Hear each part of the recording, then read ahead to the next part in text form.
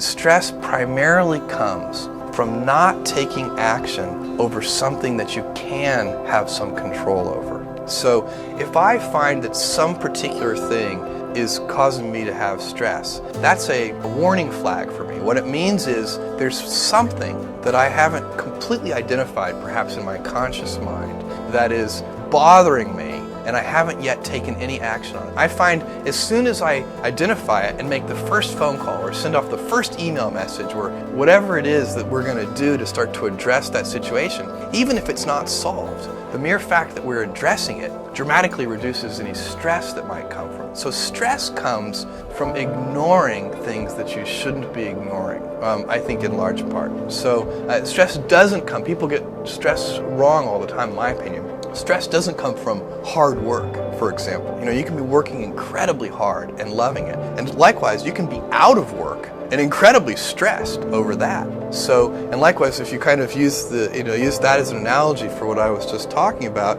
if you're out of work, but you're going through, a disciplined approach of, a series of job interviews and so on and working to remedy that situation, you're going to be a lot less stressed than if you're just worrying about it and doing nothing. One of my jobs as the leader of Amazon is to encourage people to be bold. And people love to focus on things that aren't yet working. And that's good, it's human nature. That kind of divine discontent can be very helpful. But it's incredibly hard to get people to take bold bets. And you need to encourage that. And if you're going to take bold bets, they're going to be experiments, and if they're experiments, you don't know ahead of time whether they're going to work. Experiments are by their very nature prone to failure, but a few big successes compensate for dozens and dozens of things that didn't work. You need to identify your big ideas, and there should only be 2 or 3 of them.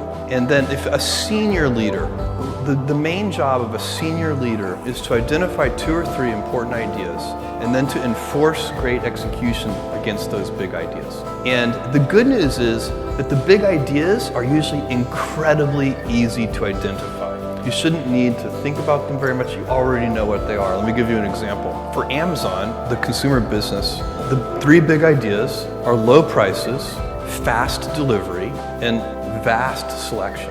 You don't need, it's not the kind, and the way you know that they're the big ideas is because they're so obvious. The big ideas should be obvious. And by the way, it's very hard to maintain a firm grasp of the obvious at all times. So little things can distract you from the obvious. But you have to back up and say, these are the 3 big ideas. How do we always deliver things a little faster? How do we always reduce our cost structure so that we can have prices that are a little lower? And the good thing about these big ideas is they will be stable in time. So I know for a fact that 10 years from now, customers are still going to like low prices. No matter what happens with technology and everything else, no matter what happens, people are going to like faster delivery. It is impossible for me to imagine a scenario where 10 years from now, a customer comes to me and says, Jeff, I love Amazon. I just wish you delivered a little more slowly.